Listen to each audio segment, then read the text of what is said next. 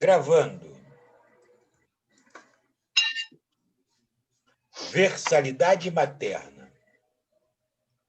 O filho grita, a filha chora, o gato mia, o pai canta, a mãe pede 1 minuto de silêncio para fazer tudo isso ao mesmo tempo. Fim de caso. Quem tocou a marcha fúnebre em pleno domingo de carnaval?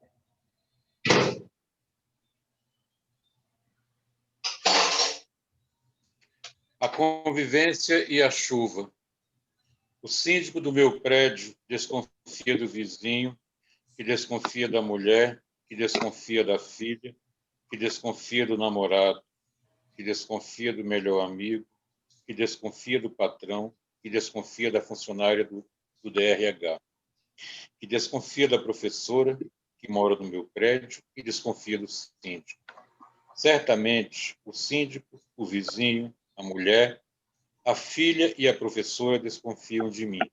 Eu desconfio que vai chover.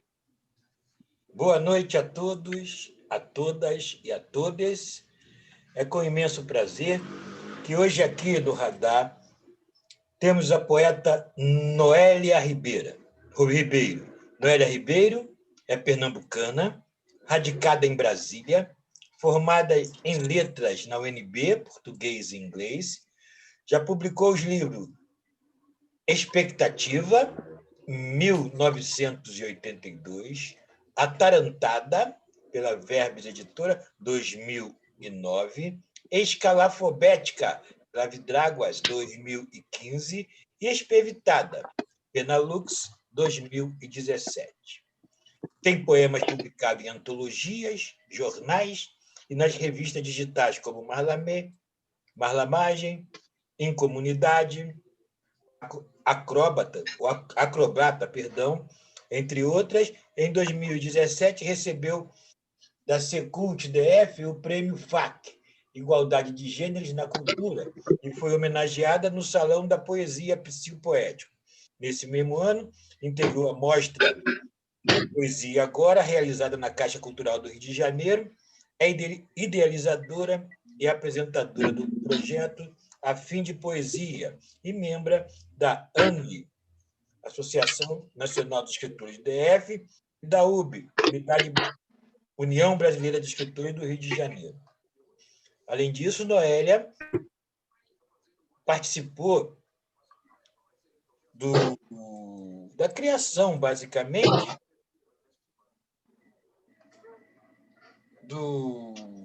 da poesia marginal, da poesia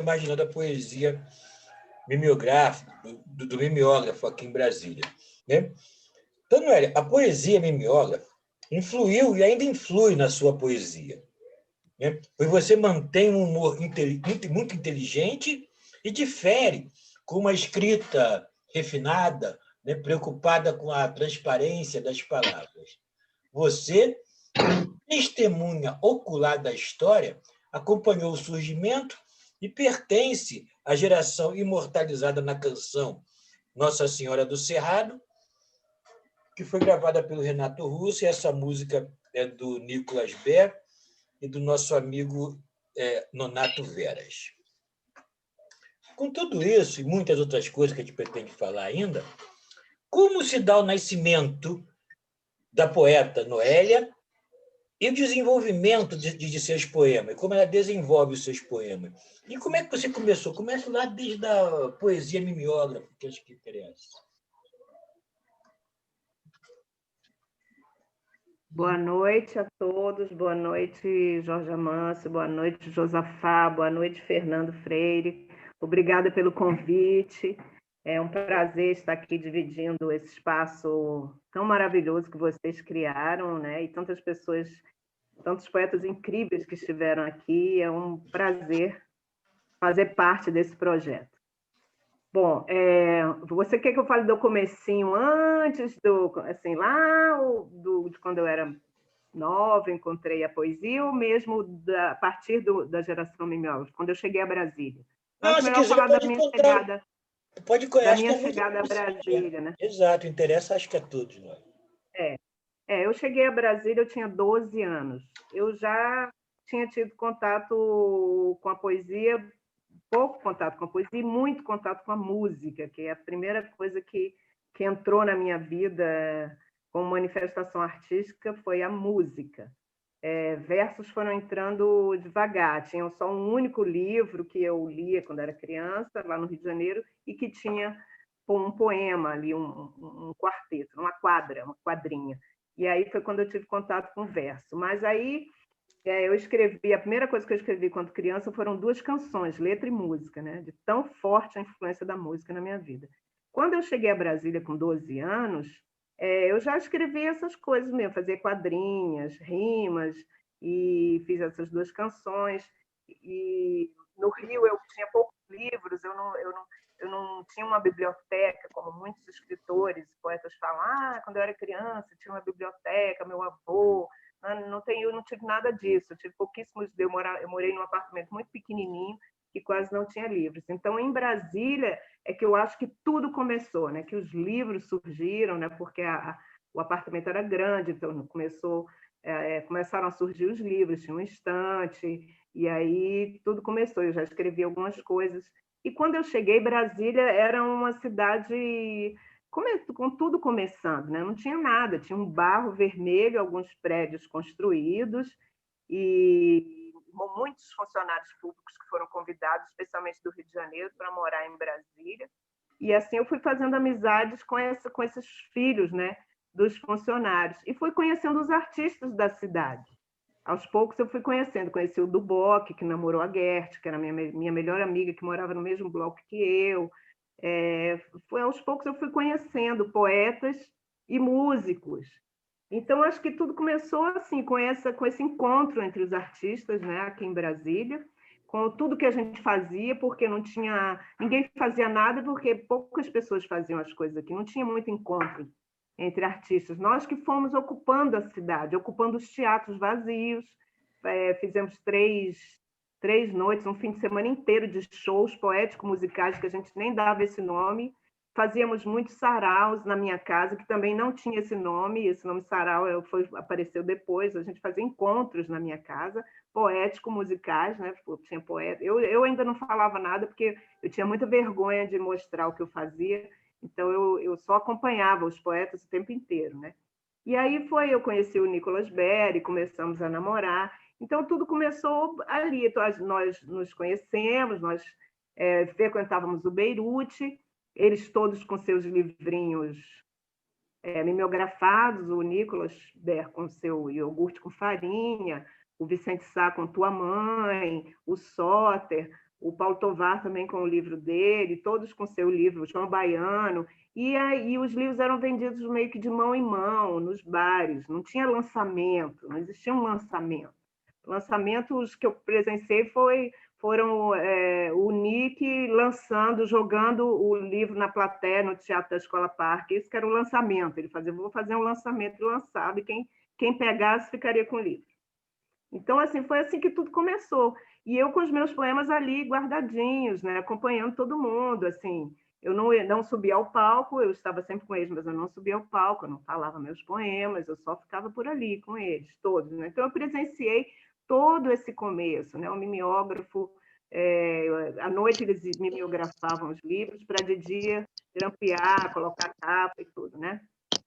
Então, todo esse começo eu estive muito próxima, mas não mostrava nada, até que o Paulo Tovar e o Soter insistiram que eu entrasse num livro que eles iam fazer, chamado Salada Mista, só nós 3, eu, Soter e Paulo Tovar. Aí foi quando a primeira vez que eu resolvi mostrar meus poemas, né? E meus poemas eram muito diferentes dos poemas da geração mimeógrafa, dos meninos todos com quem eu andava, eram muito diferentes, porque eu já estava entrando na UNB, né?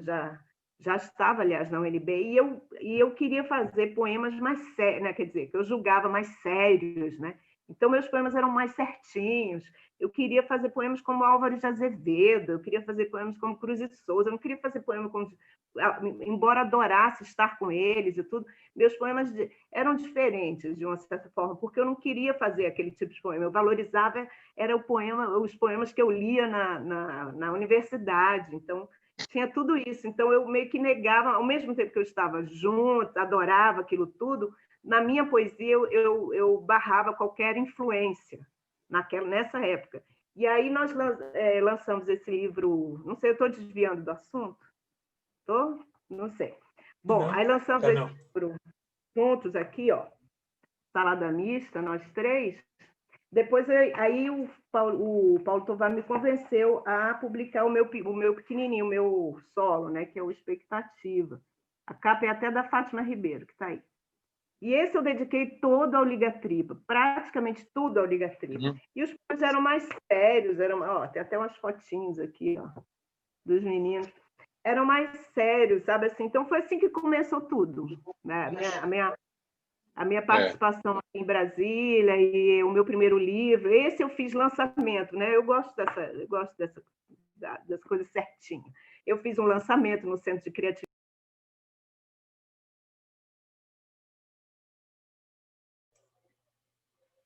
Olha o som, Noélia, ficou sem som.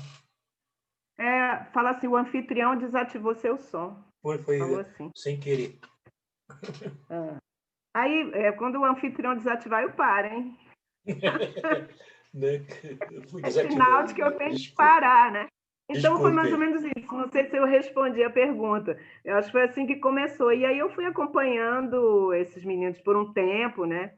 Até que eu me afastei. Aí eu me afastei, fui andar com outras pessoas, fui fazer outras coisas, porque eu tenho essa característica. Quando eu entro numa coisa, eu só penso naquilo. Eu sou muito obsessiva, então aí eu não conseguia mais andar com as pessoas da literatura. Aí eu fui andar com outras pessoas, fui andar com o pessoal do jazz.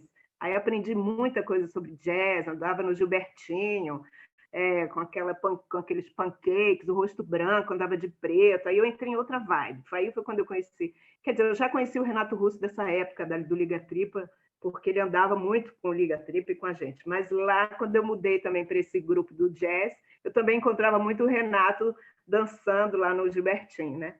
Porque eu vou andando assim pelos grupos, vou fazendo mil coisas e eu acabo negando um pouco as outras coisas e fico muito, muito obsessiva, sabe? Eu tenho um pouco isso. É isso, por enquanto.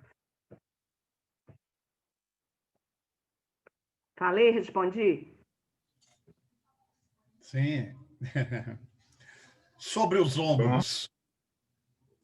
Quando meus ombros doem do peso de existir, não consigo erguer os olhos para contar estrelas. Contento-me com as que caem à minha frente, como sonhos banidos do firmamento. Minha casa não tem janela em dias cinzentos.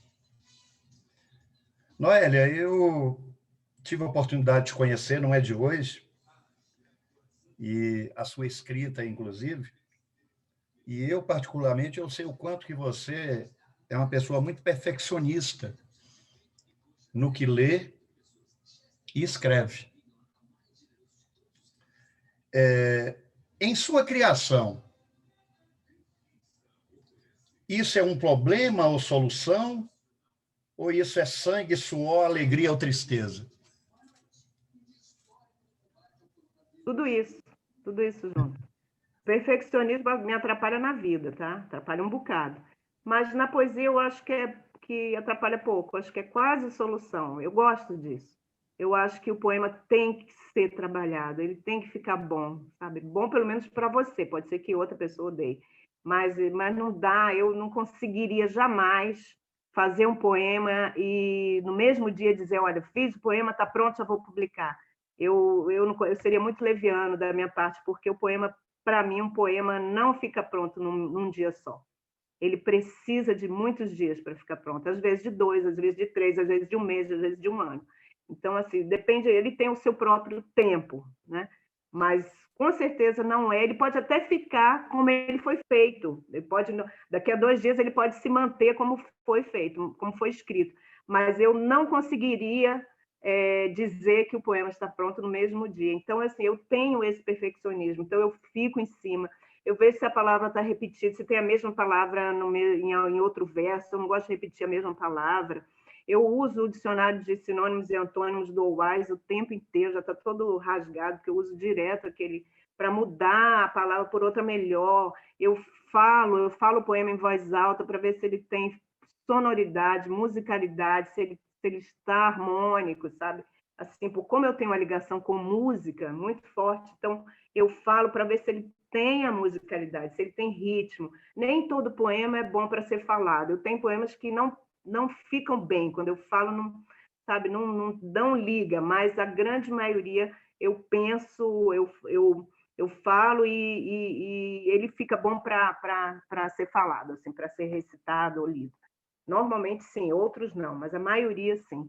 Então, assim, eu tenho essa preocupação, às vezes até erro, eu às vezes falho, algumas vezes assim, a pontuação às vezes falha, assim, na hora de publicar eu coloquei ponto em algumas estrofes, esqueci da outra, sabe, às vezes falha um pouco, ou uma palavra que eu engoli, assim, pode ser que falhe, ninguém é perfeito, mas a minha intenção é de que o poema fique possível, né, como diz a Cláudia Roquette Pinto, né, que ela disse que não existe poema perfeito, existe poema possível. Então, dentro do possível, ele tem que estar assim, o máximo que ele consegue ser, para mim, pelo menos para mim, né? Ele tem que estar legal, redondinho, sabe? E isso é um trabalho delicioso, né? Porque tem poemas que eu começo com um tema, estou certa de que ele vai até o fim com esse tema, e no dia seguinte ele toma um caminho completamente diferente. É um mistério, uma grande mágica. Assim, ele tinha um tema exato e daqui a pouco ele já está em outro lugar. Eu aproveito apenas um verso e já vai para outro lugar, já é outro poema, e é uma delícia quando tudo isso acaba, né? E fica aí o poema, você olha para o poema e diz, agora ele, nossa, ficou legal, né? Aí dá aquela ausência, né? Aquela tristeza, né? Porque o poema, depois que ele está pronto, ele morre para você e renasce para o outro, né? Que vai ser o leitor, que aí agora já renasce para outra pessoa que vai recriar esse poema, que já não é mais você. Mas é uma delícia todo o processo, muito bom. Não sei se eu respondi. Do suor e do sangue, né? Mas, olha, você não está sozinha nessa caminhada, não. O João Cabral de Melo Neto teve poema que ele levou 10 anos para concluir. Que isso? Não, aí já é demais para mim. Aí já é exagero, isso aí eu não levo. Mas está certo, eu entendo. Você é adepta da função metalinguística, usa a palavra para falar a palavra bem trabalhada nesse quesito, nesse sentido. É a palavra possível, né? Eu preciso achar a palavra que eu acho que encaixe. Porque, e às vezes, e olha só, e depois que eu publico, que o livro sai, se eu pegar esse livro e começar a ler assim, criteriosamente, eu ainda vou modificar pelo menos uns 10 poemas naquele livro, eu vou dar uma mexidinha, porque o poema nunca está pronto, ele é, como eu disse, ele é o máximo que você consegue dele, mas depois você já mudou, você já é outra pessoa, você já amadureceu, você já leu outros livros, você já viu outros filmes, você já ouviu outras músicas, você pega o poema de novo, você já quer transformar o poema em outra coisa, é muito dinâmico, sabe? Por isso que o Borges fala, eu publico, né, para poder, né, me livrar, para deixar como pronto, porque senão eu mexo, não paro de mexer, né? Não sei, ele tem uma frase que mais ou menos quer dizer isso, né? Ele publica para considerar pronto o poema, porque senão você mexe até o fim, não para de mexer. Não é não? E aí, Obrigado, Noélia. Fernando Freire. Noélia, como se dá... Observando dois dos teus livros que eu tenho aqui, eu notei que os teus poemas, a gente tem momentos em que você observa, você nota a concisão e momentos... Espera só um pouquinho, que eu acho que alguma coisa está queimando. Tá. Já vou. Tem uma coisa queimando aqui na cozinha. Pronto. Tá, joia. Os dois livros que eu tenho aqui, o Escrevitada e o Escalafobética, nesses dois livros e em alguns outros poemas teus que eu já vi, a gente observa dois momentos, duas Noélias. Em alguns momentos, uma concisão e em alguns momentos em que ocorre um maior derramamento lírico. né? A minha curiosidade, né, acho que é a curiosidade de todo leitor de poesia, ou de todo poeta, que todo poeta também é um leitor de poesia, como é que se dá o processo criativo, o teu processo criativo? Como é que surge o poema para a Noélia e como é que você desenvolve? Né?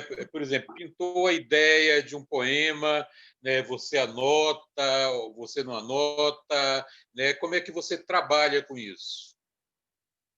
Eu não sou como o Nicolas Berg, que anda com aquele papelzinho todo dobradinho, uma caneta no bolso. Então, normalmente eu perco, tem ideias que eu perco, porque não tenho na hora nada para anotar. Quando eu me lembro, se eu estou dirigindo, eu fico tentando guardar para chegar em casa e anotar, ou gravo. Então, assim, o poema ele pode aparecer a qualquer momento, assim, a ideia, né? Porque a Ana Luísa Amaral, aquela poeta portuguesa, ela fala que usa inspiração, a gente fala inspiração na falta de um termo melhor, porque inspiração é algo muito, não sei se é a melhor palavra, né? Eu acho que a inspiração é mais ou menos um caminho que você começa a seguir. Depois que você começou a seguir, aí vem o trabalho todo, a trabalheira toda, que já não é mais inspiração, né? É um trabalho bem racional em cima do poema. Eu acho que são, como dizem, inspiração e transpiração. É mais ou menos isso mesmo. Então, assim, as ideias podem surgir de vários lugares, até do silêncio. A ideia pode surgir de um enorme silêncio, né? De você estar em casa num silêncio absurdo, de nada acontecer, e você pode ter uma ideia de escrever um poema. Então, assim, eu posso, como diz o Silvestrinho falou que ele não tem essa, surgiu a inspiração. Ele diz, eu quero escrever um poema hoje. Senta em frente ao computador e começa a escrever, uma determinação, ele se determina a escrever um poema. Então, assim, isso também acontece comigo. Eu quero escrever um poema hoje também, mas não é só isso. Eu escrevo a partir de um filme que eu acabei de ver, que mexeu muito comigo, de um livro que eu acabei de ler. Às vezes o poema surge de uma única palavra. Eu quero fazer um poema que tem essa palavra. Há pouco tempo eu escrevi um poema que eu queria fazer um poema com a palavra morfa. Eu falei, eu quero fazer um poema com a palavra morfa. E eu comecei com a morfa, mexi com o lençol dobrado, o lençol que estava em cima da cama e formando flores amorfas, sei lá, fui mexendo, ainda não está completo, mas então, assim, às vezes parte de uma única palavra, às vezes parte de uma ideia, sabe? Eu tenho uma ideia de uma historinha, eu monto a historinha, vou escrevendo assim, vou fazendo alguns poemas eu quero aquele final, uma tragédia no final, alguma coisa assim. Então, esse que você diz que é o meio que derramamento, às vezes é esse derramamento mesmo. Eu estou muito triste, eu estou muito apaixonada, então, assim, nesse momento um pouco... aí é um poema meio confessional, né? Diriam, né? Confessional. Então, surge de vários lugares o poema, onde, como diz o Otávio Paz lá no Arco e ali, onde o que o poeta toca pode virar um poema, né? Vira um poema. Até o silêncio, até os espaços entre as linhas, até o branco da página, tudo pode virar um poema. Então, é mais ou menos isso. E a concisão vem... Eu adoro poemas pequenos. Adoro poemas pequenos. Eu acho que aí aquela influência lá atrás da geração mimeógrafa, que eu neguei no início, veio muito forte quando eu lancei o Atarantada, em 2009. Aí eu percebi que a influência deles era fortíssima dentro de mim. E eu, como estudante de letras, queria negar, mas hoje em dia já não tenho o que negar. É muito forte o humor, né? O elemento do humor, é o que eu trouxe da geração mimeógrafa, né? Da poesia marginal. E das minhas leituras também, Mário Quintana, essas coisas do poema pequeno, conciso, às vezes com um certo humor, né? Uma certa... meio tragicômicos, às vezes, né? Então, eu gosto desses poemas concisos e às vezes eu gosto de me derramar mesmo, de fazer aquele poema derramado e com aquelas imagens, sabe? Eu acho que tudo isso sou eu, né? Eu parto de mim, né? Da minha vivência, do que eu vi, do que eu vivi, né? Do que eu ainda não resolvi dentro de mim, que eu preciso ressignificar o tempo inteiro em busca dessa resolução dentro de mim, né? Eu li muito, muito livro de psicologia, então eu tenho essa visão também, né, dos livros de psicologia que eu li. Tudo isso junto, é um bolo, né? Um bolo de coisas. Obrigado.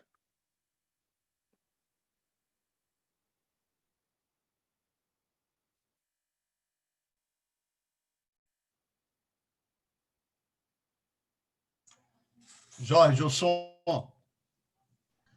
Sou barco inseguro deste planalto sem mar, onde fico a reparar na escuridão do museu, bêbados ambulantes, quixotes de Cervantes. Assim como eu, falsa ninfa, estacionada em pit stop do nada, sobre o céu bordô de uma cidade sem ética, que nesta noite nos reduz, meu inconstante amor, a príncipe esfarrapado e princesa escalafobética. Noélia, enquanto isso, declama aí alguma coisa de você, que eu sei que você adora.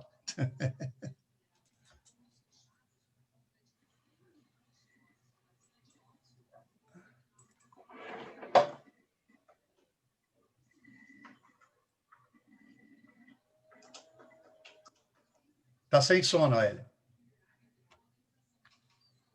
Bom, eu escolhi aqui, vou falar do próximo livro, que eu falei hoje na live do Marcelino Freire, ele me convidou lá para falar, e eu falei esse poema. Falei também na live do Paulo Sabino, que eu fiz nesse isolamento, nessa pandemia, que tem a ver com toda essa tristeza aí que a gente tem vivido, essas tragédias todas que nós temos visto. Nenhuma poesia no real. Para fazer um poema, o poeta escava palavras nas fissuras. As paredes internas possuem algumas. A TV aponta milhares de mortos pelo vírus. O bem-te-vi dá uma palhinha do que o real seria se não fosse o que é. As formigas anarquistas trabalham. Os porta-retratos resguardam epopeias. Os desafetos estalejam sob o piso. O poeta escreve, escreve, escreve, arruma e desarruma versos, abre e fecha dicionários e saídas, e sorri para o poema quase infalível.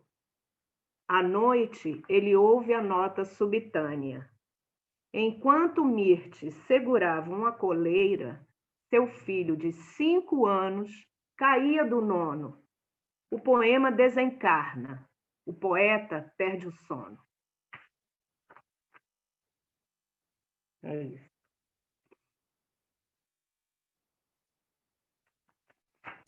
Os sons. Bom, se quiser falar. Esquecendo do som. Muito bom, Noélia. Muito bom, muito bom. Só para exemplificar sobre um dos poemas que eu adoro e que foi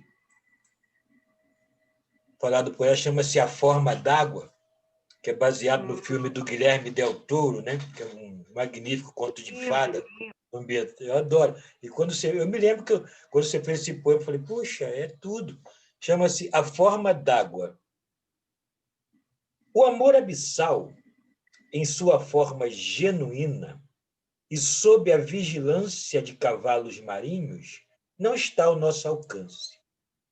A nós, humano, cabem as chamas da quimera e a falsa profundeza de um romance. Isso é bom demais, né? Então, veja só, Noé. Bem, a gente pode dizer que você é a embaixadora da poesia brasiliense, né? Porque a Noélia consegue ter contato desde lá.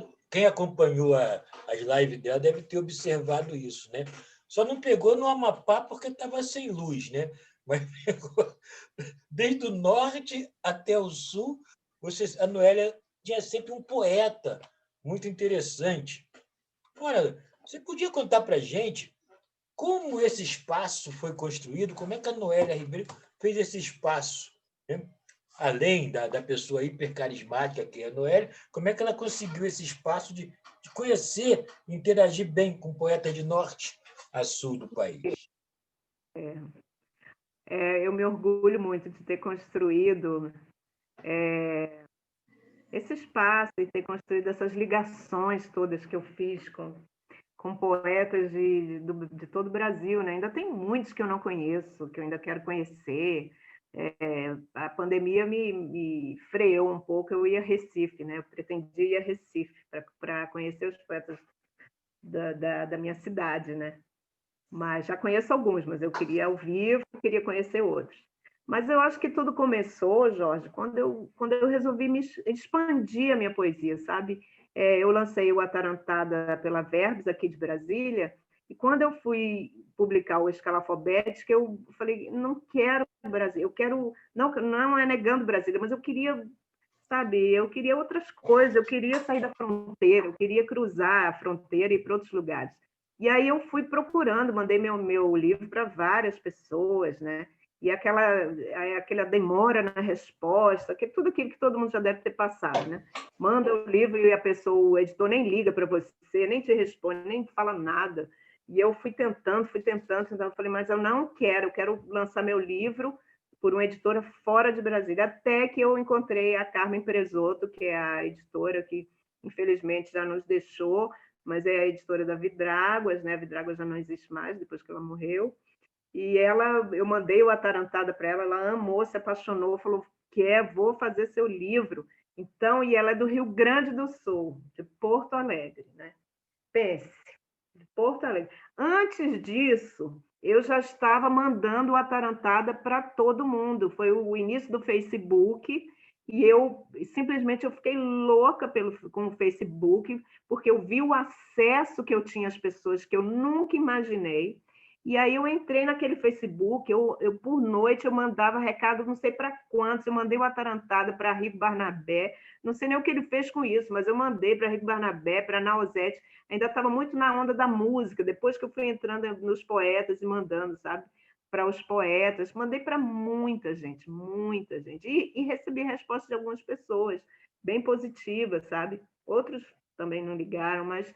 Então, eu acho que ali eu comecei também a cruzar fronteiras, sabe? E aí me deu muita necessidade de viajar. E o Rio de Janeiro é a cidade que eu consigo andar sem medo, eu conheço tudo. Eu fui muito pequena para o Rio, com 6 anos, fiquei até os 12, então o Recife eu já não conseguiria andar, não me lembro de Recife, mas o Rio de Janeiro, nossa, para mim é muito tranquilo o Rio, eu me sinto à vontade, eu fico sozinha no Rio, viajo sozinha, me hospedo sozinha, ou na casa de amigo, ou em hotel, e saio sozinha. E aí eu fui atrás desses saraus pelo Facebook, eu descobri o Corujão da Poesia, o do Leme, que é a Pelada Poética, do Eduardo Tornag. Descobri que o Eduardo Tornag era aquele ator que, nossa, o ator que da minha juventude, tudo, quando eu vi que ele fazia poesia, fiquei super animada para conhecer ele, fui entrando em contato e falei, quer saber, eu vou a esses lugares, eu vou. Descobri o dia do Corujão da Poesia, antigamente o Corujão virava à noite, né? Aí quando eu fui já não virava mais. Mas eu descobri, eu falei, vou virar à noite falando poesia, vou lá. Fui ao Eduardo e fui entrando. Cheguei ao Rio de Janeiro e fui ao sarau, sem conhecer ninguém, avisei só queria saber o dia, entrei, sentei lá, fiquei. E avisei, olha, eu sou de Brasília, eu sou uma poeta, na hora que você quiser me chamar e puder, eu aceito. E fiquei assistindo, e aí o João me chamou, e assim, eu acho que assim, as coisas foram acontecendo, eu fui muito feliz nas escolhas, nos dias, sabe? Nesse dia já foi o dia que o Jorge Benjor apareceu lá no Corujão, sabe como é? Então, ele é que foi o que me chamou, que dizem que rompeu, que era cabacinho, né? Que eles chamam quando é a primeira vez, cabacinho. Então, foi ele que me chamou ao palco pela primeira vez ali no Corujão, sabe? Então, assim, parece que você vai entrando na hora certa, no lugar certo, naquele dia eu tinha que estar ali, sabe? Eu dei muita sorte. Aí encontrei o Eduardo Tornag, a gente teve uma empatia imediata, eu e Eduardo, sabe? Ele me deu um presente que era da mãe dele, ou da avó dele, algo assim, ele me deu no dia que, assim, sabe, assim, as empatias, é uma questão de empatia mesmo. Eu conheci vários poetas do Rio, nessa mesma noite, lá no Corujão e na Pelada, e aí foi Ratos de Verso, conheci o Xandu dos Ratos, e a coisa vai acontecendo. Aí depois fui para Porto Alegre, com Escalafobética, e aí já conheci o pessoal do Sul, uns queridos do Sul, que eu lancei lá em Porto Alegre, sabe? Conheci já o Ricardo Silvestrinho, eu conheci no Psicopoético, aí já foi outro momento maravilhoso, porque eu fui a um Psicopoético assim, que foi maravilhoso, foi genial. sabe? Muitos poetas que eu queria conhecer estavam nesse psicopoético, que Celso Borges, Ricardo Silvestrinho, conheci, que eu não conhecia, né? Conheci pessoalmente essas pessoas, sabe? O Turiba estava nesse psicopoético. Eu nem era convidada do psico, mas eu fui. Eu falei, vou lá. O Haroldo já havia me convidado há muito tempo e eu neguei, porque eu estava muito recolhida. E aí eu falei, eu vou. E eu fui, eu vou. Eu pego meu avião, sei lá, dou um jeito e vou, chego sozinha, sento, vou lá falando. Quando eu vejo, eu já estou dentro do negócio, eu estou participando. Com a balada literária foi a mesma coisa em Teresina. Eu não estava na programação, mas eu falei, eu vou. Quando eu vi, eu já estava lá numa palestra sobre amor, eu, Alice Ruiz, Alzires Pindo. Eu falei, meu Deus, o que eu estou fazendo aqui? Quando eu já estava no palco, sabe? As coisas vão acontecendo. Eu acho que por isso que você... E esse nome de embaixadora, eu acho que você e o Eduardo, acho que criou isso, você também, né, Jorge? Acho que foi você que inventou isso, que eu era embaixadora. E aí a coisa foi acontecendo. Eu conheci um grupo chamado Estados em Poesia, que o Eliseu Braga, que é lá de Rondônia, que eu conheci aqui em Brasília, me indicou. Quando eu vi, eu já estava no grupo Estados em Poesia, eu só fui para assistir, já estava dentro, falando poemas em Porto Alegre, depois eu estava em Natal com eles, sabe? E aí um me apresenta o outro, que me apresenta o outro, que me apresenta o outro. Quando eu vejo, já tem uma rede formada, e eu lá no meio. É assim que as coisas acontecem, não sei explicar, mas é desse jeito. E a coisa é tão interessante que eu chego no Rio, por exemplo, vou falar poema, cadê a Noélia? Ninguém pergunta, a primeira coisa, cadê a Noélia? É O carisma é muito grande, o pessoal gosta muito. Ah, eu amo, eu amo. E você Eu fez, amo. e você fez esse intercâmbio maravilhosamente bem. Parabéns pela tua live, que eu acho que trouxe poesia e conhecimento a todos nós, né? Como pessoas, né? Uma live de overdose poética, só poesia, bom demais, eu gosto, né? Ai, nossa, adoro. Tudo que eu gosto de fazer. É. Eu amo minha live, viu? Tirei férias, mas estou doida para voltar. Eu Tem que amo. tirar. Eu amo isso aqui também, mas vamos tirar uma de férias. Nossa, maravilhoso. Ali já foram pessoas maravilhosas, né? Aí eu entrei até Moçambique, eu consegui falar com a Irondina Joshua, que eu adorava também, tão longe, nunca imaginei. Quando eu vi, já estava a Irondina dentro da minha live, é inacreditável como a coisa vai, sabe? E qual é o teu Instagram mesmo, Noélia? O teu Instagram é? Noélia Ribeiro Poeta. É @ só, Noélia Ribeiro Poeta. é só entrar lá que está todos gravados. Então você pode Todos. pegar, ir lá e ver Só quem tem você duas que quiser. não estão lá, só duas, mas o resto todas estão lá. Muito Todas legal. estão, Muito é só legal. escolher. Só Obrigado. escolher. Tem lives maravilhosas, emocionantes, emocionantes.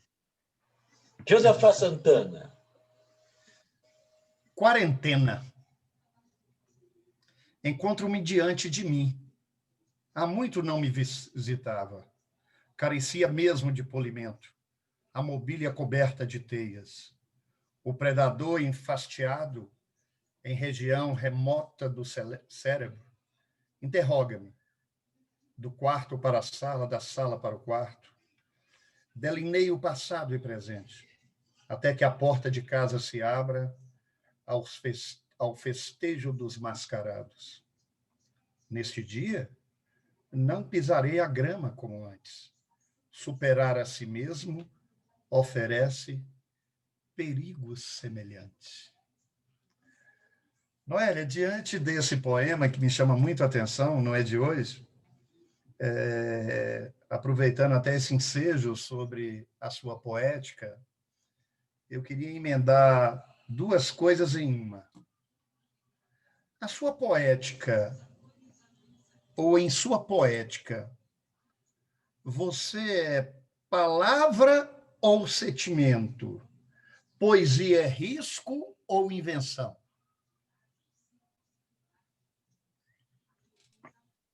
Vou responder o que eu já havia respondido na outra pergunta, tudo junto.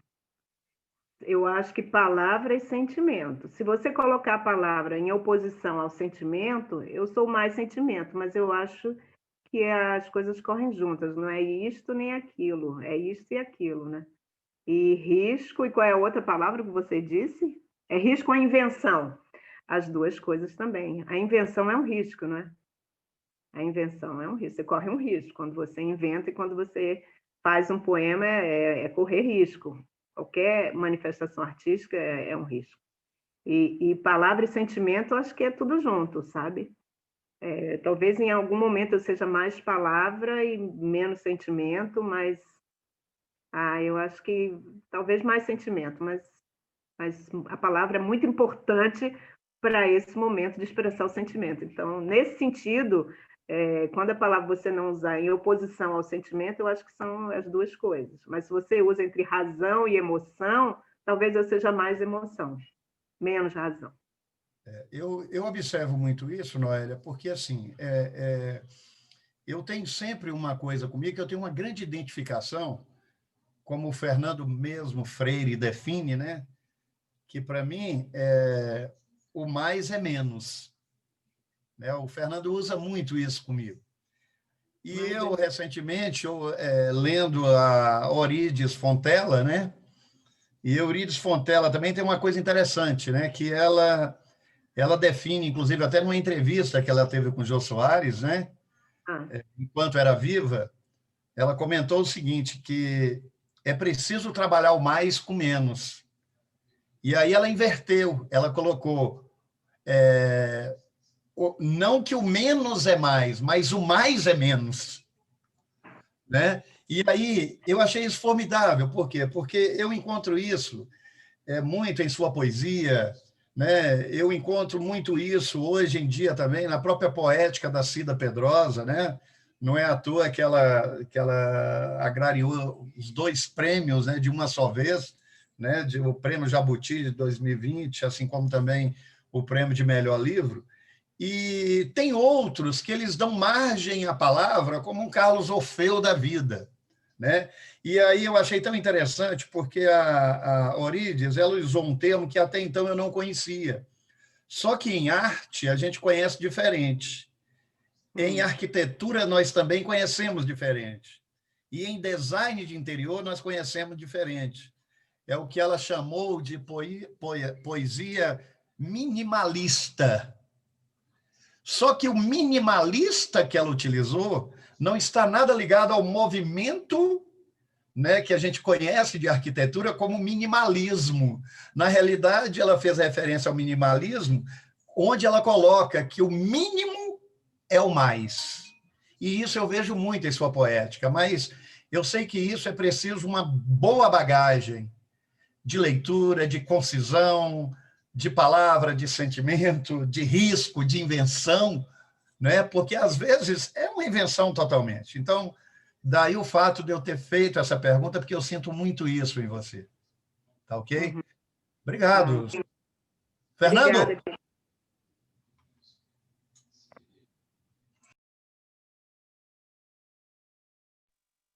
Domingo na praia. Deitado sobre a areia, homem aguarda o mar. Não presume o próprio deserto, porque tem em si o mar de Sofia. Sussurra o mar ao seu ouvido o epílogo da vida. Dias e horas de rabiscos na página aberta do diário. Os banhistas não reparam a ausência do poeta nem da poesia. Mais uma vez, desperdiçam o mar. Noélia, a tua passagem pela escola, né, quando eu digo escola, eu me refiro a o que na nossa época, né, se chamava primeiro grau e segundo grau, hoje ensino médio e ensino fundamental. A escola desempenhou algum papel na tua formação como poeta? Com certeza, especialmente na minha formação como leitora, né? Porque, como eu havia dito, na minha casa, no Rio de Janeiro, eu não tinha muitos livros. Então, a escola ela desempenhou um papel muito importante na leitura de livros. Muita gente reclama da obrigação, né, de ler um livro, que a escola obrigava com aquela ficha chata que você tinha que preencher, características físicas, características psicológicas do personagem principal, enredo, clímax, desfecho, tudo aquilo que chatérrimo, eu acho que aquilo me ajudou muito, me ensinou a ler, me ensinou um pouco, porque eu acho que eu sou um pouco desfocada, distraída, talvez eu tenha um pouco de déficit de atenção, porque as coisas me tiram, eu começo uma coisa, outra coisa vem e me tira.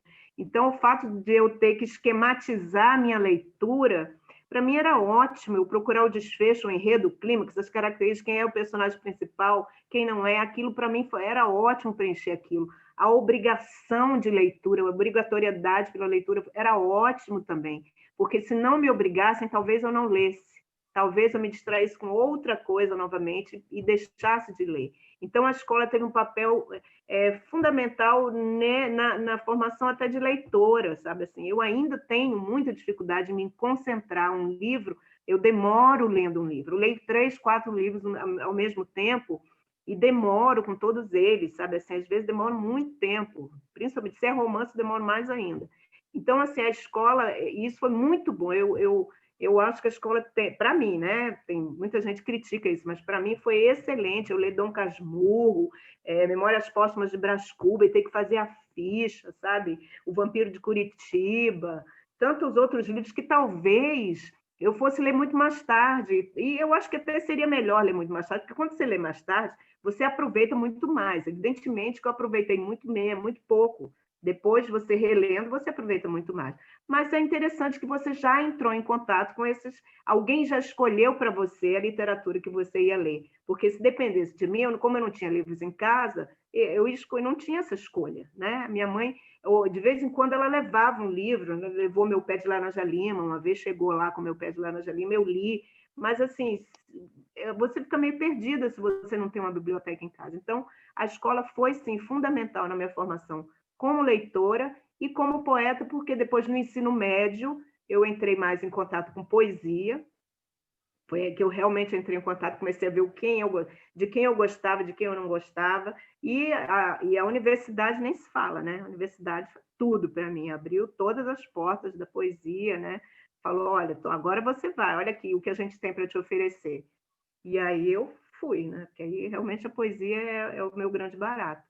Mas, com certeza, a escola foi importante. Obrigado.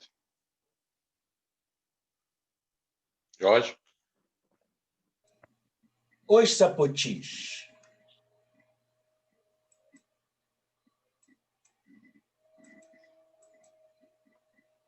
Os Sapotis. No meio do caminho de minha infância, na Rua do Lima, tinha 2 pedras parentais que mais tarde escondi no bolso do vestido. Tinha um ser indecifrável com várias identidades, moço, guarda, homem do saco, cuja chegada próxima era sempre procrastinada. Tinha a escola, uma sala pequena para abrigar tanto céu e tanto inferno trazidos nas mochilas das crianças. E tinha as carambolas e os saputis que exterminavam medos e colocavam sonhos em seu lugar. Os saputis, nefelibatas, me ensinaram a escrever poema. Fim da primeira parte.